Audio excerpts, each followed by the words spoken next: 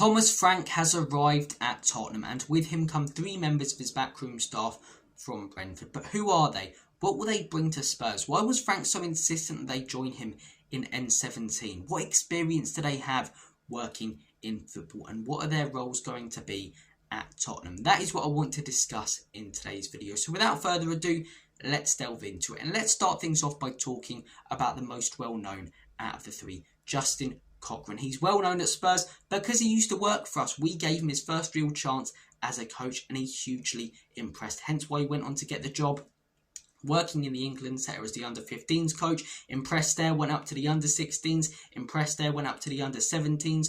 Worked in talent development at Manchester United. Then got the job as assistant coach at Brentford. Has been there over the last few years, and now he's rejoining Spurs. He's got a great reputation, and it shows when you look at the fact that Brentford wanted to appoint him as the replacement for Thimas Frank. Thimas Frank, one of their most successful managers ever as a football club.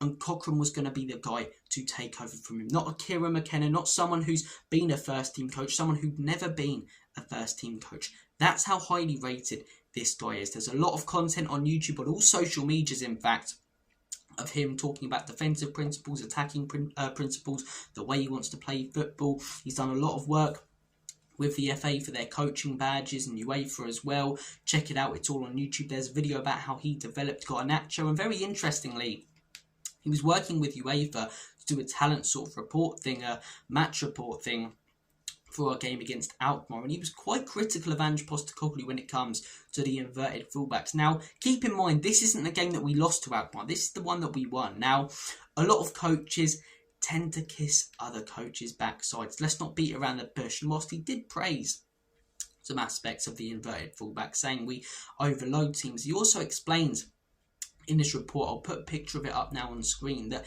it left us so open in wide areas. And I like that. Someone who's not afraid to call things out if he disagrees with them. And you see in a day in the life video with Thimas Frank at Brentford on YouTube, he's the guy who steps up. He's the guy who talks to Thimas Frank. Whether he disagrees with him on something or not, he's the one who has the balls to step up and make his point known about what he thinks about the analysis. And we'll talk about the analyst in a second who's joined Spurs. But I think this guy's got a great reputation. There's a reason why Brentford wanted to appoint him as their new head coach. He's worked at Spurs previously, worked in the England sector, and when you look at his background in developing young talent, the amount of young talent that we have, not just in the first team necessarily, but coming through from the academy, when they first get promoted, someone like Cochrane working with them could be fantastic. I'm looking at people like Donnelly, Mikey Moore, who are coming through, but also people like Ajayi and Oluisi, who are coming through from the academy and impressing that Elfsborg game. I think these youngsters can really, really develop into the best versions of themselves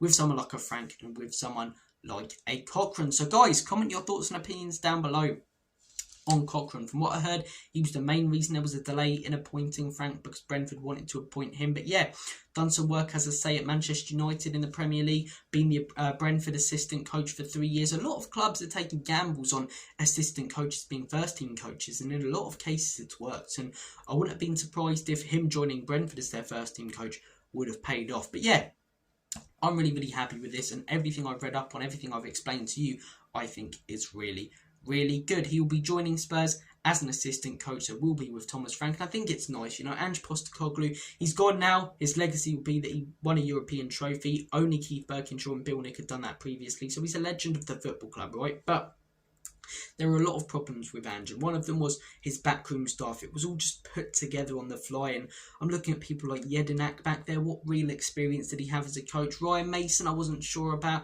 Hopefully he does a good job at West Brom, but Cochrane's been around the block, he's been around different clubs, been in the England sector, and everywhere he's been, he's highly praised. He's a good talker, commanding, and I'm a big fan of him. Does a lot of motivational speeches as well, which could be useful in the dressing room. Moving on to the next guy I do want to discuss, Joe Newton. He is Thimas Frank's analyst. Again, going back to the day in the life video, you can see, as I say, why he's going to work so well at Spurs. He's worked with Thimas Frank for nearly 5-6 years, I believe. So he knows exactly what clips Thimas Frank is going to want pulled up. He knows exactly what Thimas Frank is going to want to analyse and look at. And when you see him in that day in the live video, he looks a little bit shy at first. But as soon as Thimas Frank gives him the opportunity to really speak about what's going on, he brings up some really, really good points about positioning for Brentford players on the pitch. And I think to have someone like that is going to be really, really useful. As I say, to have a set of coaching staff who know each other. That was the problem with Ange. Jedinak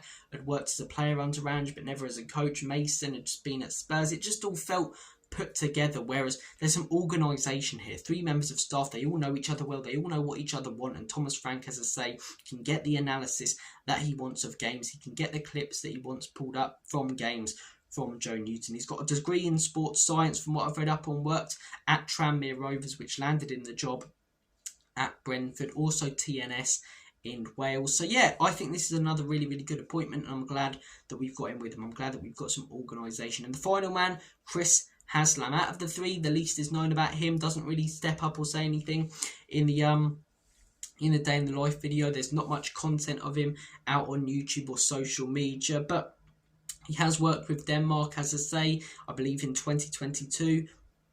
Worked at Watford, so he's been around different football clubs. Performance manager as well. Worked in the Brentford Academy. That's where he spent most of his career. So another one, just like Cochrane, who's worked with and developed young players. So look, these are Thimas Frank's 3 coaching staff. I've basically put together all the information that I found on social media and on the internet together, gave it to you guys. So please do comment your thoughts and opinions down below.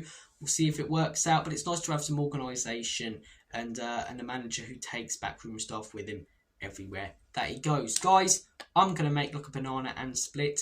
Take care of yourselves, all the best, and as always, come on, you Spurs.